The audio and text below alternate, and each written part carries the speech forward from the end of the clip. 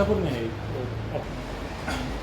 ఈ pipe machine connect అయిపోయింది. ఈ పైప్ నుంచి మనకు హైడ్రాక్సీ గ్యాస్ వస్తుంది. 2:1 మాలిక్యూల్ రేషియోలో వస్తుంది హైడ్రాక్సీ గ్యాస్ ఈ పైప్ నుంచి. ఈ పైప్ని మనము direct air intake to the engine దగ్గర ఇన్సర్ట్ చేస్తున్నాం. సో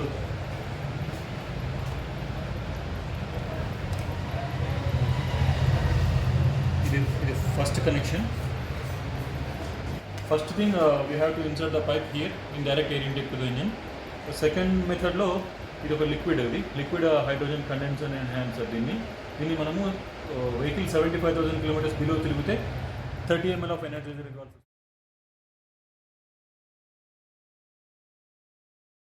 వస్తుంది.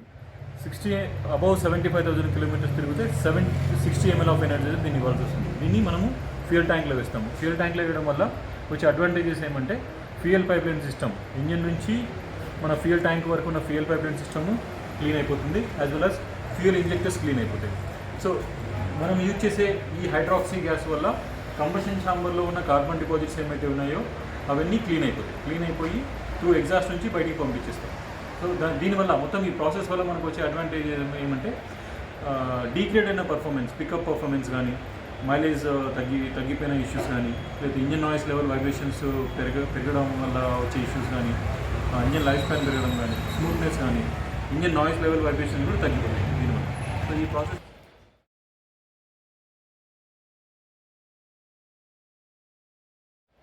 హలో ఎవ్రీబడి, నా పేరు మహాత్మా రామిరెడ్డి. మేము రీసెంట్గా ఎస్ఆర్డి క్యాబో అని చెప్పేసి ఒక కంపెనీ స్టార్ట్ చేశాము. దీని యొక్క ముఖ్య ఉద్దేశం ఏమంటే మన ఇంజన్లో ఉన్న కార్బన్ డిపాజిట్స్, కార్బన్ బిల్డప్స్ ఏమైతే ఉన్నాయో వాటిని రిమూవ్ చేస్తామన్నమాట. సో దీనివల్ల మనకు బ్లాక్ స్మోక్ ఇష్యూస్, మెయిన్గా ఇది ఎన్విరాన్మెంట్కు హెల్ప్ చేసే విధంగా ఉంటుంది. పొల్యూషన్ తగ్గించడానికి ఇది మ్యాక్సిమం వర్కౌట్ అవుతుంది. 70% off the pollution would get decreased. మన ఈ సర్వీస్ చేయడం వల్ల మనకు 70% ఆఫ్ ద పొల్యూషన్ అనేది తగ్గిపోతుంది. యాజ్ వెల్ యాజ్ ఈ టైంలో పెరిగిన మన ఫ్యూయల్ రేట్స్కు కూడా ఇది ఎంతో అడ్వాంటేజ్ ఉంటుంది. ఎలా అంటే మన తగ్గిన మైలేజ్ ఏమైతే ఉందో దానిని మళ్ళీ మనము రీగెయిన్ చేసుకోవచ్చు ఈ ప్రాసెస్ వల్ల. ఓన్లీ మైలేజ్ ఒకటి కాకుండా దాని పికప్ కానీ, పర్ఫార్మెన్స్ కానీ, లేకపోతే ఇంజన్ నాయిస్ లెవెల్స్, వైబ్రేషన్స్ పెరిగినా కూడా వాటిని తగ్గించేస్తుంది. తర్వాత బ్లాక్ స్మోక్ ఇష్యూస్ వచ్చే ఆ నల్ల పొగ ఏమైతే ఉందో అది కూడా ఈ ప్రాసెస్ వల్ల కంప్లీట్గా తగ్గిపోతుంది.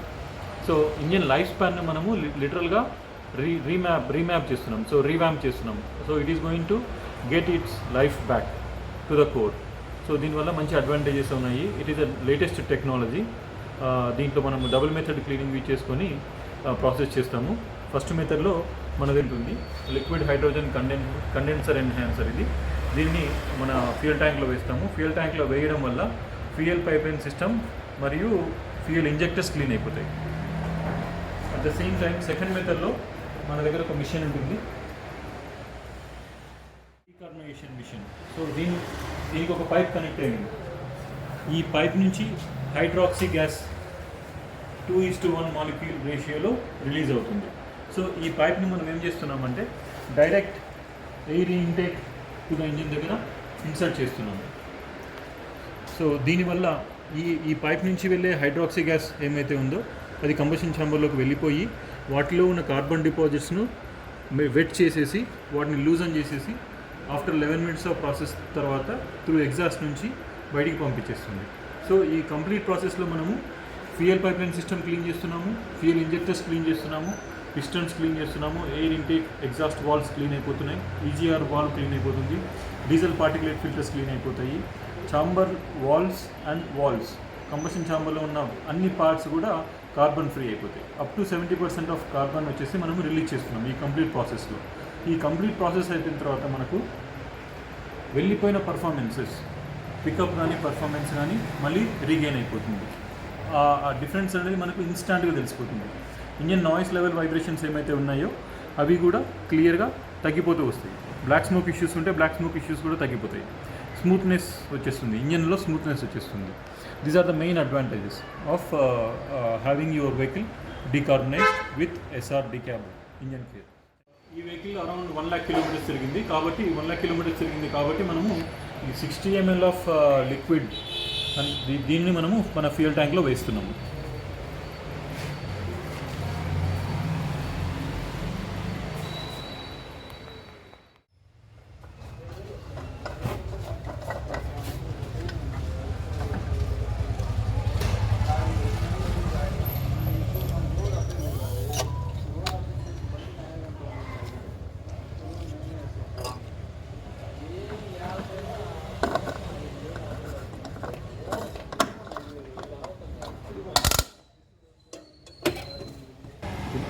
ఓకే, మనం ఇప్పుడు actual process will start now.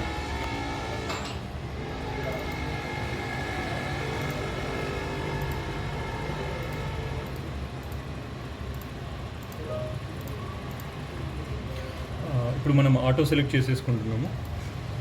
దీంట్లో మనం చేసే వెహికల్ 4-వీలర్. ఈ 4-వీలర్ కాబట్టి మనం 4-వీలర్ సెలెక్ట్ చేసుకుంటున్నాము. సీసీ వచ్చేసి మనం చేసేది మారుతి SX4.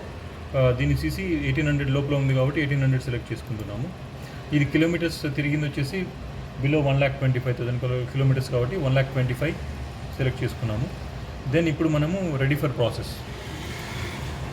సో మనం ఫస్ట్ ఇంజిన్ స్టార్ట్ చేసిన తర్వాత then we click on this button. First ఇప్పుడు మనం ఇంజిన్ స్టార్ట్ చేద్దాం.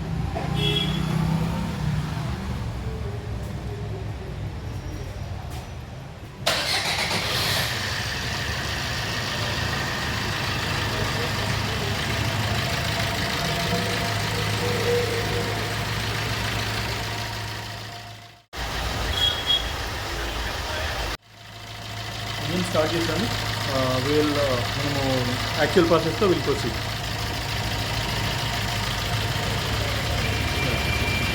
నా engine process decarbonization process start అయింది. మన వెహికల్ను 1500 RPM మీద కంటిన్యూస్గా 3 minutes రైడ్ చేయాలి. ఇప్పుడు విల్ డూ దాట్.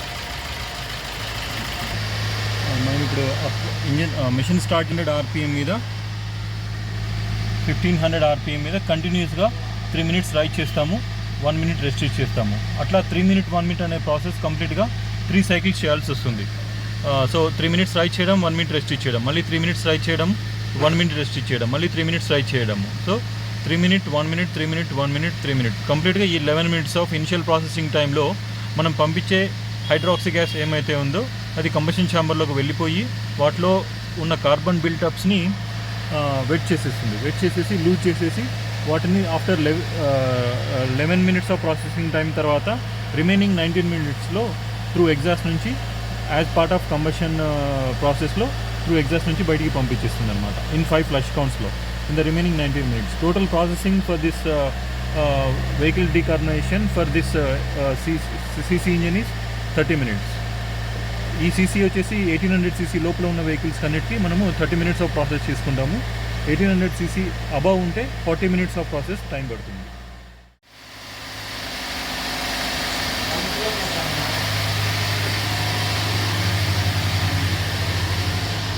ఒక 15 secondsలో మనకు ఈ 11 minutes ఆఫ్ ప్రాసెసింగ్ టైం అయిపోతుంది. ఇనిషియల్ ప్రాసెసింగ్ టైము ఈ 11 minutes ఆఫ్ ప్రాసెసింగ్ టైం అయిపోయిన తర్వాత రిమైనింగ్ 19 minutesలో ఏమైతే ఉందో వాటిలో మనం ఏం చేస్తామంటే ఇంజిన్ ఐడిల్ వదిలేస్తాం, మెషిన్ కూడా idol వదిలేస్తాము. So remaining 19 minutesలో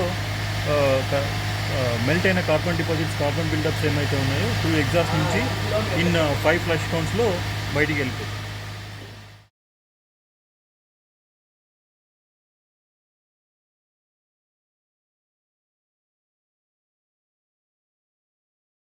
initial 11 minutes of processing time అయిపోయింది. 3 minutes రైడ్ చేయడము, 1 minute రెస్ట్ ఇచ్చేయడము, అట్లా 3 cycles చేసాము 1500 RPM మీద. ఇప్పుడు రిమైనింగ్ టైం అంతా ఏమవుతుందంటే 19 minutes ఏమవుతుందంటే వాటిని మనం ఇంజన్ ఐడిల్లో వదిలేస్తాము. Engine should be running. Engine అయితే రన్ అవుతూ ఉంటుంది. యాజ్ వెల్ యాజ్ మన మెషిన్ కూడా రన్ అవుతుంటుంది. సో ఇంతవరకు మనము 11 minutes ఆఫ్ ప్రాసెస్ టైంలో చేసినంత ఏమవుతుందంటే ఆ కంబషన్ ఛాంబర్లో ఉన్న కార్బన్ డిపాజిట్స్ అన్నీ మెల్ట్ అయిపోతాయి. మెల్ట్ అయిపోయిన తర్వాత ఇన్ 5 flush countsలో రిమైనింగ్ 19 minutesలో పంపిస్తుంది అనమాట. సో ఇప్పటివరకు అప్ టు 15 minutes వరకు మనము out of 5 flush countలో 2 flush counts అయిపోయినాయి. రిమైనింగ్ 3 flush counts అయిపోయిన తర్వాత మనము ప్రాసెస్ను స్టాప్ చేసుకోవచ్చు. 30 minutes ప్రాసెస్ కంప్లీట్ అయిపోయిన తర్వాత మనం మిషన్ ఆఫ్ చేస్తాం, as well as engine of చేస్తాము. చేసిన తర్వాత మనకు ఇన్స్టెంట్గా వచ్చే రిజల్ట్స్ ఏమైతే ఉంటాయంటే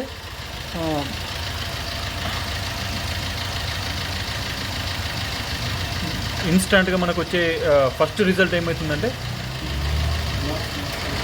engine noise as well as vibrations వెళ్ళిపోతాయి. తర్వాత pickup performance, increase vehicle pickup performance and ఇది ఇన్స్టెంట్గా వచ్చేస్తుంది. ఆ స్మూత్ డ్రైవింగ్ ఎక్స్పీరియన్స్ కూడా మనకు ఇమ్మీడియట్గా తెలిసిపోతుంది. ఈ బ్లాక్ స్మోక్ ఇష్యూస్ ఏమైనా ఉన్నా కూడా ఇమ్మీడియట్గా మనకు రిజాల్వ్ అయిపోతాయి. Over the period of time మనకు వచ్చే అడ్వాంటేజెస్ ఏమైతే ఉంటాయంటే mileage mileage increase up to 5 kilometers. మనం ఎప్పుడైతే mileage increase up to 5 kilometers అని చెప్పామో అది it doesn't mean it would go beyond company recommended as per ARAI norms. Whatever the mileage that has been degraded over the period of time would get increased up to 5 kilometers.